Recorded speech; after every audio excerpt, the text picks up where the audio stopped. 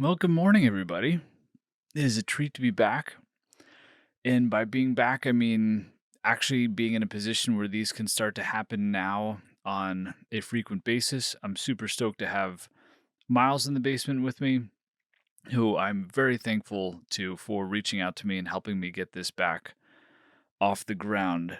And today is going to have a theme that is tied to the reason why I introduced Miles, the reason why he is here, the reason why this is a reintroduction overall. And it is about getting ghosted, which I know I'm sure is a topic that other people in the podcast space have touched on, but I am going to bring you something that is unique and give you just a different reason to look at ghosting totally differently because you should welcome it into your life and acknowledge the fact that it is actually going to help you.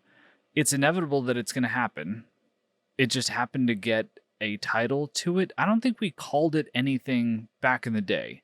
So, for a little bit of reference, especially if for some reason this is the first time you've ever heard anything that's come out of my mouth and you don't know me from TikTok or you don't know me from any other social media space, I'm 45-year-old dude. I'm coming to you from a basement in Brooklyn, New York.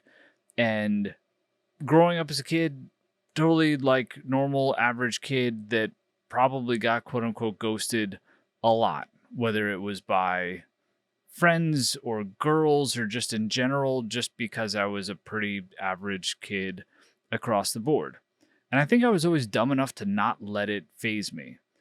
And I think I was always dumb enough to not let it phase me, especially as I got older and into my early 20s, that, like, oh, okay. I mean, I'm sure I certainly got bummed out if something happened with somebody that I was interested in or there was like something else going on. I'm sure that there were times where it phased me, but I think overall it was just like, okay, I guess that just happens. It really wasn't until my 30s and 40s that I really started to digest it. And I really think once it actually became a thing and people were talking about getting ghosted, at least my perception of it is that that's when people became more cognizant and it became something to dwell on. And seems like for the most part, it is a topic in which when it comes up, it is a bad thing or it's trying to wrap your head around why is this happening to me? With that in mind, I think it's something that you can actually turn into a catalyst because it can be a reason to get down on yourself. It can be a reason to stop doing something. It can be a reason to feel like things are working against you for obvious reasons. If somebody just totally ghosts you, it's going to feel like that thing wasn't supposed to happen, which is likely true, but maybe it was just that thing with that person. I got ghosted a couple of times relative to this podcast. I recorded the first handful of episodes back in early December or middle December, whatever. Got ghosted for a while. Wasn't until first week of April that out of the clear blue sky, it all reappears. Amazing. We're going to launch. Super fun launch. Those first handful of days were amazing. All right, cool. Let's go record some more. Recorded some more. And then I got ghosted again. But there are so many key learnings within all of that that now help me be here in arguably a better setup with somebody that I've got a tremendous amount of respect and appreciation for in a short period of time of knowing him and what he brings to the table. And now I'm even more excited for what the future has in this space when that 1,000% could have been, oh, this wasn't intended to happen. I've got too many other things going on. And it's not because of anything super special about who I am or what I bring to the table.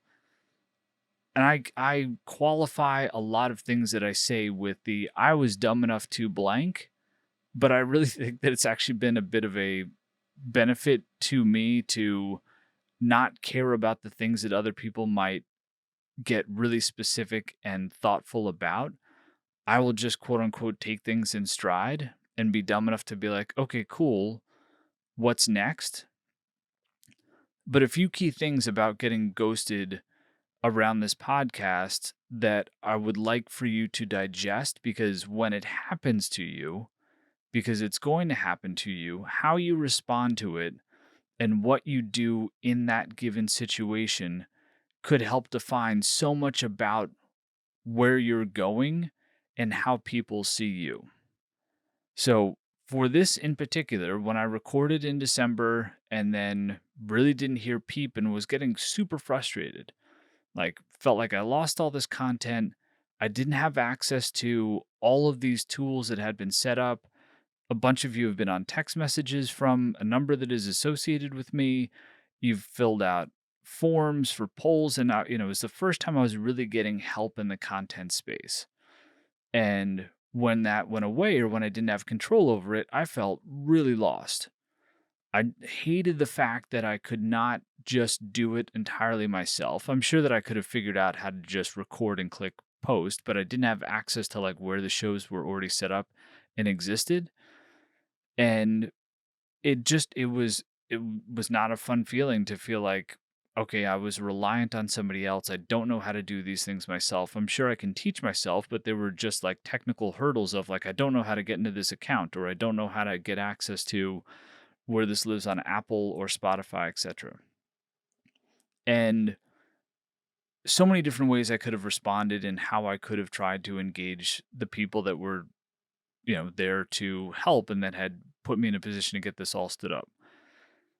Probably was very much in my right to be angry and frustrated, but and it took a lot of, I wouldn't say restraint, but it took a lot of very specific focus every time I tried to reach out and make contact to make sure that I kept taking the high road. And I'm so glad that I did, because after several weeks passed and once I finally heard back and I heard the story as to why I was ghosted for so long, I was so glad I didn't do anything, I would say shitty, but not necessarily just like shitty, because they would have been things that if I told anybody on the street like the full story, and I'm even holding things back now because I don't like speaking poorly of people or putting things in a negative context.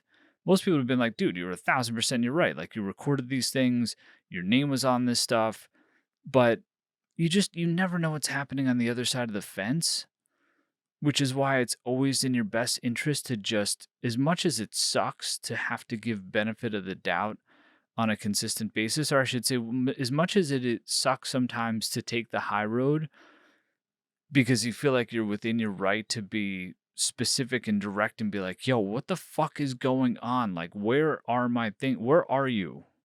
Regardless if it's relationship, something business specific, content, whatever, like, where are you if you're getting ghosted by somebody? You just want to be angry and frustrated and be like, where are you? And let that person know. But I knew, luckily I'm old enough now that I know and have had plenty of experience that it just doesn't help. I've never come out of a situation being like, cool, I'm glad that I was super stern with that person. Like if I had those stories, I would tell those stories and be like, hey, here's how you use that lever. I, at least sitting here now, can't think of a single time where I'm like, you know what? It was really good that I'm glad that I pushed back on shitty bosses. I'm glad that I've had some very direct conversations with people at times in my life where I needed to be direct. But especially when it comes to ghosting, because you don't know what's happening on the other side of the fence, taking the high road, I think, is just a critical piece of it. Because if you do not know what is happening, once whatever gets unearthed, unlocked, etc., then there's like a whole nother layer to the story, right? So say somebody ghosts you, you don't know what's happening, you get angry, frustrated, put something out there that in the moment you're within your right to have done so, but then you find out what actually happens and then you're like, oh shit, maybe I shouldn't have been so harsh, or maybe I should have taken a deep breath, etc. It's again, that's not an easy conundrum to wrap your head around and then to act in a certain way on a consistent basis. And it's frustrating to always be like, fuck, taking the high road is hard on a consistent basis, but I promise you it is 1,000% worth it each and every time. As much as you feel like sometimes too, you're deflating your own ego and letting somebody else kind of take advantage of you, quote unquote, you're not. It's not, that is not the case. So please let that be like one of the key takeaways that you get out of this. Also, don't let it become an excuse. it can very easily become an excuse that, like, oh, I'm not supposed to have a relationship, or I'm not supposed to get a job because I keep getting ghosted by recruiters, or I'm definitely not supposed to have a podcast because I tried these things and I got this far and I launched it and it did well in the charts and then I got ghosted again. And I wanted to do it consistently and I was set up and I thought, but like, A, for at least for me in in this particular story, I'm sure because I know it's not difficult and there are thousands of people that are out there that are doing it that I could have just pivoted, like started new channels, started whatever, and just sat in my basement like I'm doing now, but did it with the laptop, the style that I had before, recorded Riverside, whatever. Like I could have figured it out on my own. Or what I did, and I think I did a decent job of, I'm sure it wasn't perfect, of answering questions because I was getting questions from y'all about like, hey, when are there going to be new episodes or, things along those lines, which made me post what I think was a relatively benign statement along the lines of looking for help or direction or could use some assistance to get this off the ground again. And then my man Miles reached out and I had recognized him from a couple of DMs that we had exchanged previously and was like, cool, that would be dope.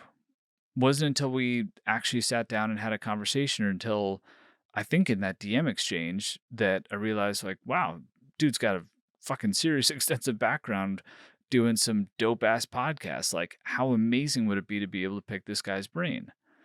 And my guess, I don't know this specifically because you never know 1,000% with this kind of stuff, but had I taken a different path or had I been a dick about it or had I been like complaining about things across the board, he's probably not going to be like, cool, this is somebody that I would want to engage with or reach out to. Right. So you never know what the reverberating effect of these situations could be and how it could impact or how other people could see it. And obviously, it's totally different when you're actually in a position where things are in a public facing situation. But, even if it comes to like how you're talking about a job, and then you're sitting there at a dinner with friends, and there happens to be somebody at a table behind you. Like you don't know who's listening, who's paying attention, when, where, why. You don't know those things. And again, it is not easy to like focus your brain to consistently take the high road, but I'm telling you, it's worth it each and every time. The next big piece is how this can impact you relative to understanding how people's brains work that aren't your own. So there's a couple specific situations that I've had. I've got like all kinds of different stories around being ghosted that are both fun and hilarious. And now I can kind of spin into like totally different directions based off of the fact that the stories have like come to pass now. I once got ghosted by somebody that was pretty high up at like a big ass agency, and it was like this amazing experience out of the gate where I sat down, had a meal, talked about the potential of being an employee when I was like in a really bad space in my current job. This is like 5, 6 years ago. And I was like, oh my God, this is amazing. This dude who's super high up at one of the world's largest creative agencies is seemingly like a huge fan of what I'm doing. And like, this is amazing. This is long before I was making any content. This was literally just like I sat down and made a good impression with somebody and was like, oh my God, like this is going to unlock an entire another stratosphere within my career. And through a series of bizarre circumstances, I got ghosted. Some of that just was based off of the fact that the company was going through some really difficult and weird situations at the time. And some of it was based off of what I believe the people who I interacted with around this person, the people who ultimately ghosted me, what their personality traits are or were or are.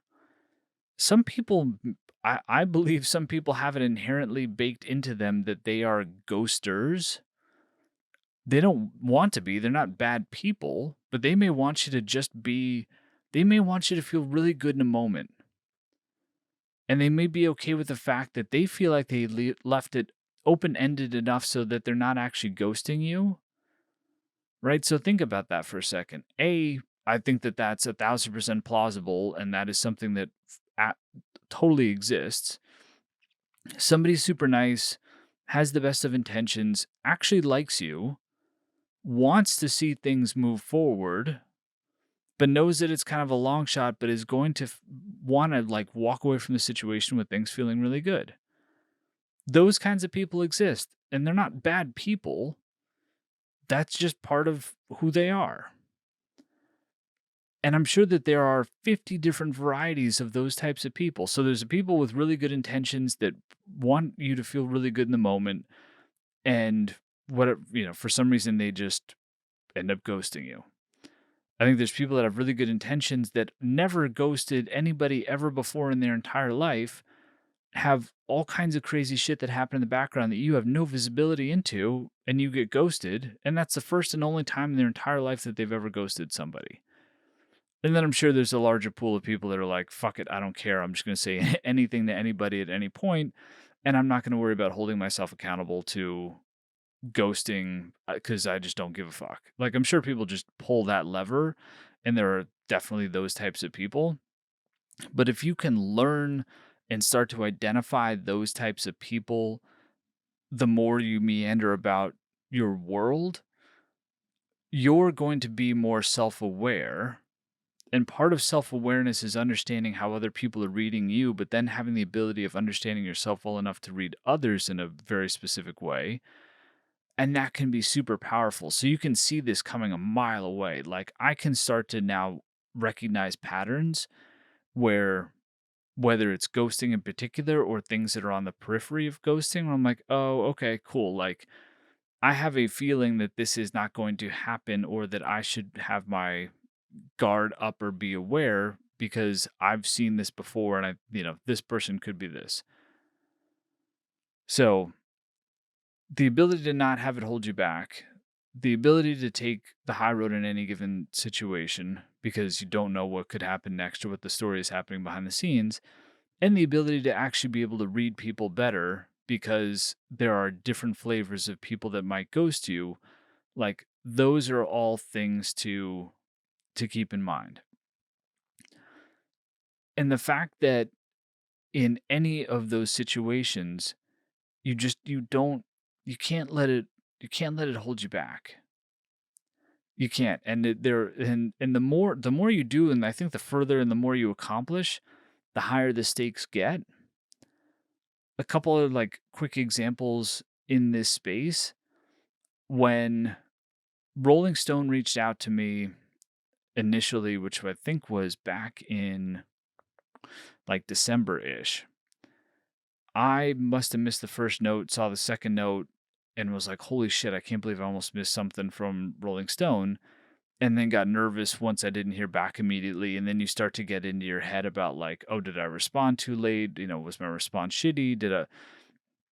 And so you go through all those emotions. And then within every interaction is something that is, either high stakes or something that you're really passionate about or excited about. You're going to get in your own head about whether or not you're handling the situation properly. Is it your fault? Are you bringing this on yourself if you do get ghosted? And then how do you respond, or what do you do? Do you let it go? Do you fight for it? All of those types of variables start to pop into your head. And that's going to happen. And you're going to have to deal with this time and time and time again. And you're probably going to have to deal with it at higher and higher stakes levels.